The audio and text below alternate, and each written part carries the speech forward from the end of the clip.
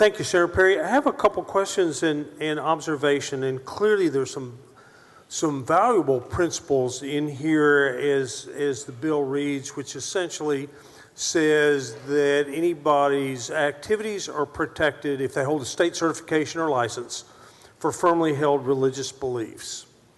And it's in so saying, it's a good time to ask this question of you, because I don't think anybody on this floor could question the fact of your devoutness and firmly held religious beliefs.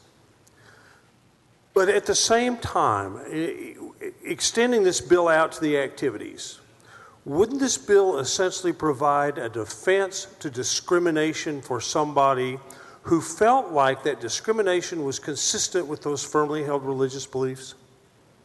So, if I understand your question, it's effectively a reverse discrimination issue.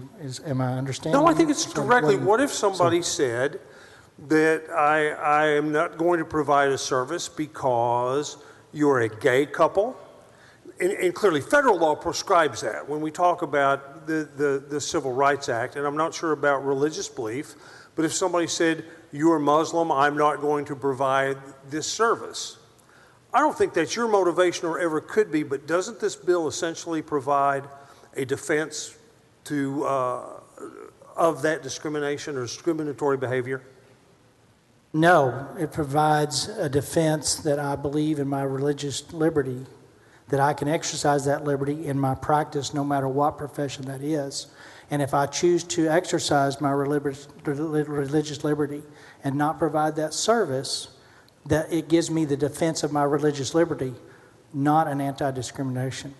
Are you saying that it provides no defense for any action taken as an expression of that religious liberty, or the simple fact that you believe and practice a religion cannot be prescribed by law, by a certifying agency? So really, your question is kind of circular. Here's what SB 17 does. It's plain and simple.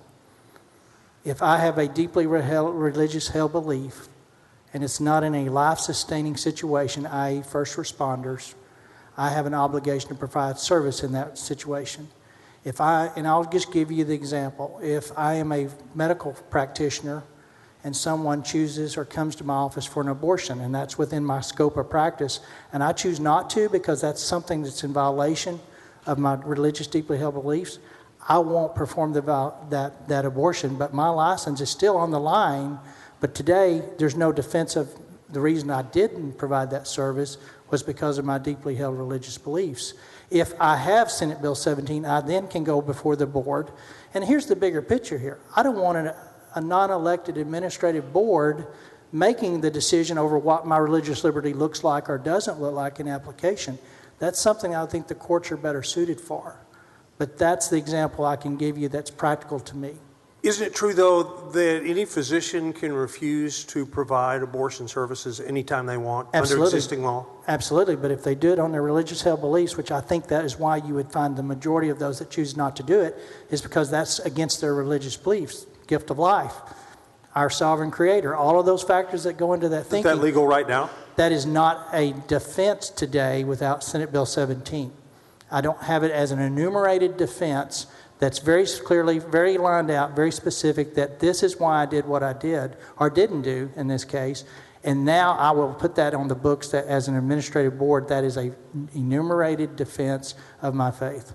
Look, I still maintain that healthcare professionals refuse to provide abortions under existing law, and this bill doesn't change that. But let's say it's not abortion. Let's say it's an ingrown toenail. And the doctor says, I refuse to provide this because one is a gay person. Well, because of my firmly held religious beliefs. Doesn't this bill then provide a defense of that discriminatory behavior, if it is clearly discriminatory? I really don't know how many more times I'm going to be able to say it in a different context for you to understand it. This provides a defense for the physician that says I would not provide that service based on my deeply held, that currently is not explicit or enumerated in the law. To take this to very abstract, which I think is interesting because I think your religious beliefs are anything but abstract. When do you tell the difference between firmly held religious belief and bias? So we can have a philosophical debate that's way outside the scope of Senate Bill 17. I will tell you this, that a majority of citizens in this country espouse that they are faith-based, most of the time in a Christian setting. I'm not advocating one faith over the other. But the important thing is there are principles within every tenet of faith that people hang on to. Now, mine is a Christian faith, and it has very clearly given me the path to an eternity with a sovereign creator. And in that, I recognize I'm a sinner saved by grace every day. Every day I screw up.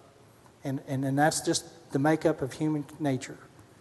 But I also am told that I need to remove myself as much as possible or not condone or participate in what my scripture tells me is sin.